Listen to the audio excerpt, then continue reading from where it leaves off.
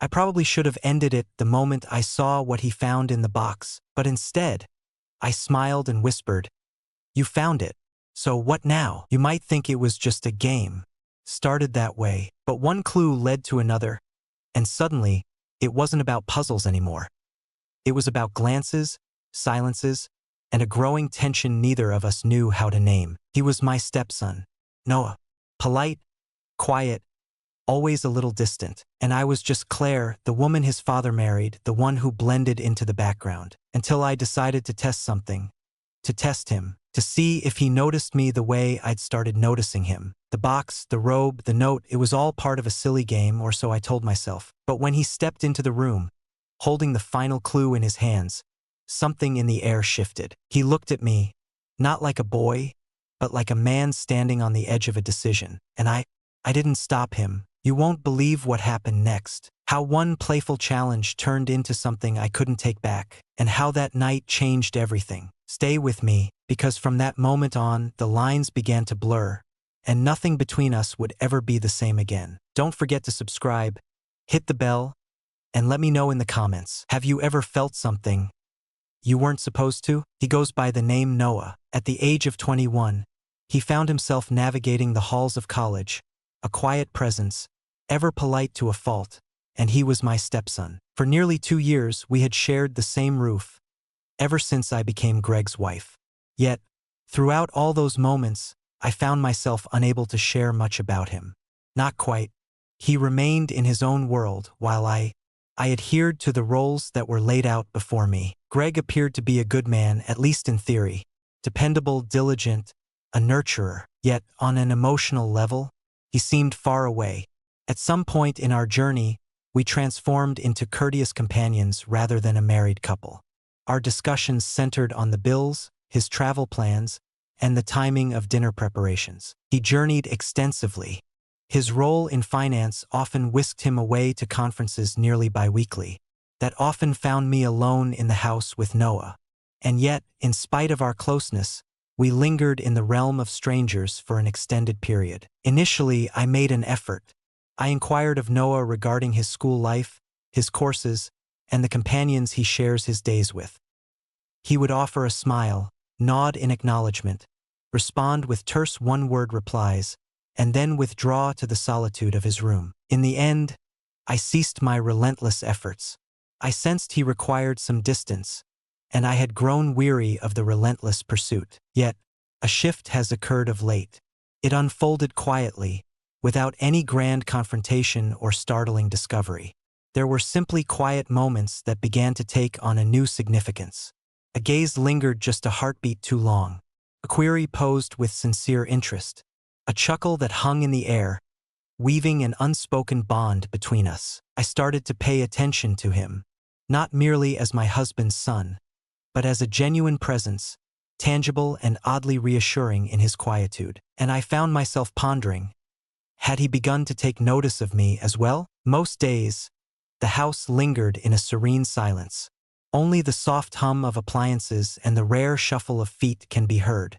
Yet, within that quietude, an unvoiced sentiment started to flourish. Quiet, not readily apparent, simply existing. It began on a dreary, rain-soaked afternoon, a time when ennui settled in like an unwelcome guest. The house lay in stillness. Greg had ventured out of town once more, and I had just completed the task of tidying the kitchen. Noah sat in his room, headphones enveloping his ears, his gaze fixed intently on the glow of his laptop screen. Our words had been few that day. Yet another day unfolds, marked by hushed rituals, echoing footsteps, and the solitude of sealed doors. Perhaps it was the tempest raging beyond the walls, or the stillness that had become overwhelmingly deafening. Yet, a flicker within me awakened. I felt compelled to make contact, to engage in the act of play. I composed a note. Level 1. Seek the hint in a place where something is perpetually absent. I quietly placed it into the vacant cookie jar resting on the counter. It was whimsical, innocuous, a delightful diversion from the everyday routine. I held no great expectations.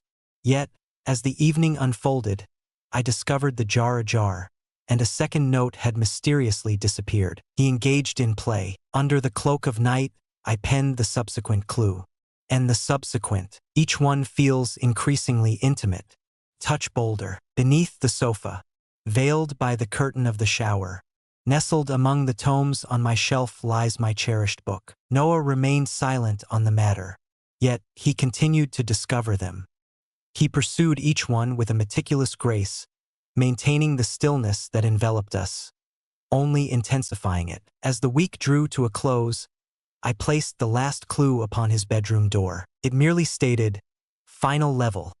Venture to the place where warmth embraces tranquility." Within the confines of my bedroom, a small box rests upon the nightstand, enveloped in delicate cream paper, adorned with a shimmering gold ribbon. Within lies one of my vintage silk nightgowns, fragile, scarcely touched, and a neatly folded note. "You have consistently been the reserved one. Let us discover if your courage holds true in this moment." I find myself pondering what my expectations truly were. Perhaps a sense of bewilderment, perhaps a chuckle. Yet, as I listened intently, his footsteps came to a halt just beyond my door. I paused, my breath caught in my throat, and lingered. The door let out a haunting creak as it slowly opened. He entered the room, slowly, with a sense of trepidation, his fingers lingering on the box I had set aside for him. As I stood by the window, the silk gown clung to me, illuminated by the soft amber glow of a solitary lamp. A gentle record turned in the background, suffusing the atmosphere with the subtle crackle of a timeless jazz melody. Noah paused just beyond the threshold. His gaze flickered to meet mine for a fleeting moment before it fell to the ground. I remained still. I remained silent for a moment. I allowed the moment to linger, caught in the heavy stillness that enveloped us. With a soft smile, I tilted my head slightly. "What is it?" I uttered, my voice scarcely rising above a whisper. "You have reached the conclusion." He gulped, the weight of the moment pressing down on him. His fingers curled more firmly around the edge of the box. He appeared as if ensnared in a dream, one whose safety remained uncertain. His lips parted as if he wished to speak, yet silence enveloped him. A palpable change hung in the air between us. Not entirely weighty, not entirely bright, simply electrifying. I advanced cautiously, my footfall deliberate as I approached him. Not to bridge the divide entirely, just sufficient to evoke his senses. "There's no need for words," I remarked. "I merely wished for you to witness." Noah lifted his gaze to meet mine then, truly observed. The turmoil in his gaze was palpable. An inner struggle coiled within him, as if he were on the brink of either fleeing or shattering. Yet he remained still. Silence enveloped him. He simply lingered. In that fleeting instant, the atmosphere thrummed with all that remained unsaid. Longing, trepidation, intrigue, and an unnameable essence that lingered just beneath the surface. The melody continued to echo through the air. I remained rooted in place, anticipation coursing through me as I awaited his next move. As the sun dipped below the horizon, the heavens unfurled in a breathtaking display. The rain pounded relentlessly on the windows, the wind shook the frames with a fierce intensity, and thunder echoed in the distance, a deep and steady drumbeat. As I flicked the match to life and set a few candles aglow in the living room, my phone suddenly vibrated, breaking the tranquil silence. A note from Greg. "The flight has been grounded. I'm spending the night at a hotel. Don't stay awake for me." I gazed at the screen for a moment, the words gradually enveloping me, akin to the soothing embrace of warm tea on a chilly day. In a moment of spontaneity, I filled 2 glasses with wine. Noah lingered in the hallway, the box now settled on the table by the entryway. He appeared hesitant, trapped in that peculiar limbo where curiosity clashes with caution. I made my way to the couch and settled in, invitingly gesturing to the empty space beside me. "You have emerged victorious from my game," I remarked, a gentle smile gracing my lips. "Perhaps you've earned yourself a drink." Noah paused for a moment, then gradually made his way to my side. The chamber was enveloped in the gentle glow of candlelight, soft, dancing gold that rendered the atmosphere more serene than ever. The power had flickered away just moments before, yet neither of us dared to speak of it. The quiet spoke volumes. In quietude, we savored our drinks. Our shoulders brushed once. Then again, lingering a moment longer the second time. I sensed it, the delicate change. The silent beckoning. I faced him, our knees brushing against each other in that intimate moment. "Are you all right?" I inquired, uncertain of which of us I was referring to. He nodded deliberately, his gaze locked onto mine. He leaned in, his voice barely a breath. "Are you?" And thus it came to an end. That small interaction shattered barriers, revealing a profound connection between us. I leaned in, driven by an impulse that left no room for hesitation. Our lips collided, gentle, hesitant, quivering. It unfolded at a measured pace. It unfolded unexpectedly. It was simply authentic. Before we delve into the events that unfolded after that kiss, remember to click the subscribe button and activate notifications. Additional narratives of this nature, authentic, genuine, and surprising, await your discovery. Let us continue onward. The kiss faded, yet the ensuing silence resonated more profoundly than any sound we had encountered throughout the evening. We both drew back just a fraction, our gazes entwined, breaths quick and unsteady. The candlelight danced upon Noah's features, weaving shadows that rendered him older, imbued with a weighty seriousness.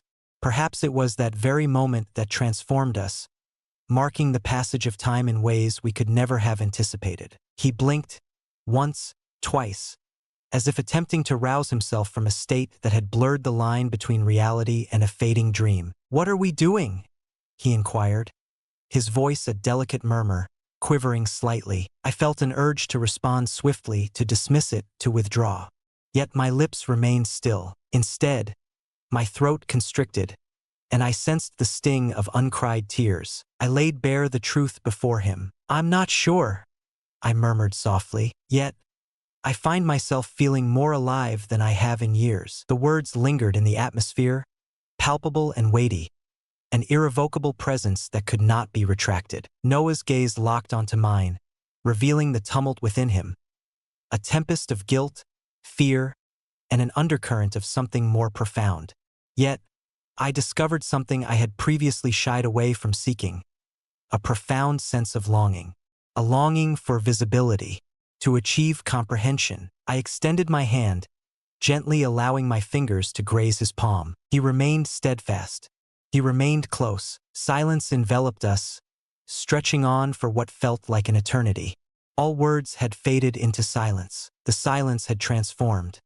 It brimmed with all the unspoken words we dared not utter. We lingered together, shoulder to shoulder, enveloped in the gentle stillness of a candlelit space, two souls ensnared in a moment that felt undeniably authentic yet perilously elusive. We had traversed a threshold, a line drawn in the sand, a single line. Neither of us took a step toward returning. The details of who made the initial move escaped my memory. Perhaps it was my doing, perhaps it was his, but at a certain moment, the distance that once separated us just vanished. My hand rested softly on his chest, precisely where his heart beat beneath the surface. It thumped rapidly, fiercely, much like my own. The uncomplicated cadence, resonating in the space between us, conveyed a depth beyond the reach of mere words. He let out a slow breath, and I sensed the tension ease away under my fingers. In a moment that caught me off guard, Noah leaned in with a gentle grace, enveloping me in his embrace from behind. One of his hands glided up to my face, fingers caressing my cheek as if posing a question he was unsure how to articulate. I shifted gently, allowing the side of my head to find solace against his shoulder, my eyes fluttering shut for just a moment. Silence enveloped us, not due to a lack of words, but rather because silence had transformed into our means of communication. His breath caressed my neck with a gentle warmth. I sensed it ebb and flow upon my skin. My hand glided over to cover his, our fingers weaving together in a delicate embrace. "Take your time. There is no rush, only existence, only this." I pivoted to meet his gaze, our foreheads almost brushing against one another. The flickering candlelight danced in his eyes. He appeared filled with uncertainty, yet there was an undeniable openness about him. "Take your time," I murmured softly. "Simply embrace the sensation." Thus we proceeded, His lips brushed against mine once more, gentle at first, then more profound, pulled by a force older than mere longing. Something entwined in the pain of having been invisible for far too long. Our lips met as if we were unearthing the very essence of communication anew. Fingers glided softly, seeking with a sense of awe rather than desire. The distance that once separated us faded away, yet it transcended the notion of possession. It revolved around the act of sharing. Having faith, he embraced me with a tenderness that suggested I might shatter at any moment. I embraced him as if the world would cease to exist if I ever released my grip. In that hushed, shimmering instant, time ceased to exist. Neither past nor future lingered, just this breath, just this warmth, just the two of us. Silence enveloped the room. The flickering candlelight wove a gentle tapestry upon the walls, creating elongated, languid shadows that swayed with grace. The tempest beyond had subsided into a soft, rhythmic patter, as though the universe had released a long-held breath. Noah rested beside me, his breath gradually settling into a steady cadence once more. With one arm wrapped around my waist, his forehead gently touched mine. The warmth of his presence enveloped me, the weight of our shared moment hanging in the stillness around us. Then, barely above a whisper, he murmured, "Was this a mistake?" His voice carried no accusation. It showed no fear. It was a quest, exposed in a manner that delved into my heart and contorted something delicate within. I pivoted to confront him entirely, gently sweeping a stray lock of hair from his visage. Our gazes intertwined, vulnerable, sincere. "I find myself pondering how the world might label it," I spoke in a gentle whisper. Yet, in this instant, it resonated with authenticity. He remained silent. There was no necessity for him to do so. Instead, he drew me nearer, our forms aligning in a silent harmony that spoke volumes. We lingered in silence, the unspoken words weaving a bond between us, a comfort in the stillness. Eventually, the questions would arise, the repercussions as well. Yet, in that instant, neither of us could bear to part with the sole thing that had seemed genuine in what felt like an eternity. Without any tags, there shall be no definitions provided. Two souls, shrouded in darkness, grasping at something delicate and ephemeral. Yet, against all odds, utterly undeniable. His fingers wandered in languid, distracted circles across my back, and I shut my eyes, not in pursuit of slumber, but to immerse myself in the depths of sensation. The atmosphere, the stillness, the pain and solace intertwined seamlessly. A boundary had been breached.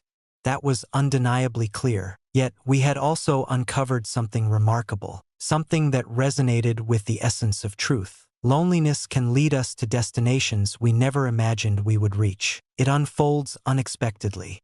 One does not simply awaken one morning and choose to step over a boundary. It unfolds gradually in the stillness, in those fleeting instances when eyes are averted and the ears of the world are turned away. It all started with a profound stillness. Amidst the clinking of cutlery and the soft murmur of conversation, lingering questions hung in the air, unaddressed and waiting for resolution, with vacant corners of the bed that remained chilled, night after night. And then, someone catches sight of you, not merely with their eyes, but truly perceives you, the facets you conceal, the emotions you attempt to conceal, the pain you choose to ignore, and that transforms the entire landscape. At times, the most profound bonds are forged in the shadows of the unspoken, the entities we are conditioned to dread. Avoidance is key, to evaluate. Yet, what if those locations harbor the sole essence of truth that has ever resonated as genuine? That certainly doesn't imply it's a walk in the park, or devoid of repercussions. It simply signifies it's part of being human. To be human is to embrace the chaos of existence. Errors are a part of our journey. We grasp at the misguided desires. Yet, in those moments of striving, we often discover a profound sensation within ourselves, something we overlooked that we had the right to experience. It isn't solely a matter of right or wrong. At times, it revolves around the desire for recognition, genuinely observed. And if you've ever found yourself at the precipice of the inexplicable, you'll know exactly what I mean. Not to justify it, not to commemorate it, yet to acknowledge that we are all in pursuit of connection, in search of significance, for one who maintains unwavering gaze. And in that moment, Noah chose not to. If you've made it this far, I know something in this story stayed with you. Maybe it was the silence between two people. Maybe it was the way loneliness can echo in a house that looks perfectly normal from the outside. Or maybe it was that feeling, that moment when someone finally sees you, not as a role, not as a label, but as a person with needs, with flaws, with truth buried beneath the surface. This story wasn't easy to tell. It's not clean. It's not perfect, but it's real. And if you've ever felt that way, if you've ever held something inside because you were afraid of being judged, I want you to know you're not alone. We all carry quiet stories, some too heavy to say out loud, some still unfolding. So before you go, I hope you'll take a moment. Hit the subscribe button. Turn on notifications. I share stories like this, raw, intimate, and honest, because I believe in the power of being vulnerable. Leave a comment. Tell me what you felt. Even a few words can mean everything to me and to someone else who might be reading. And if this story reminded you of something, someone, don't ignore that. Sometimes what we feel in the quiet says more than what we shout in the open. Thank you for listening. I'll be here waiting with another story soon.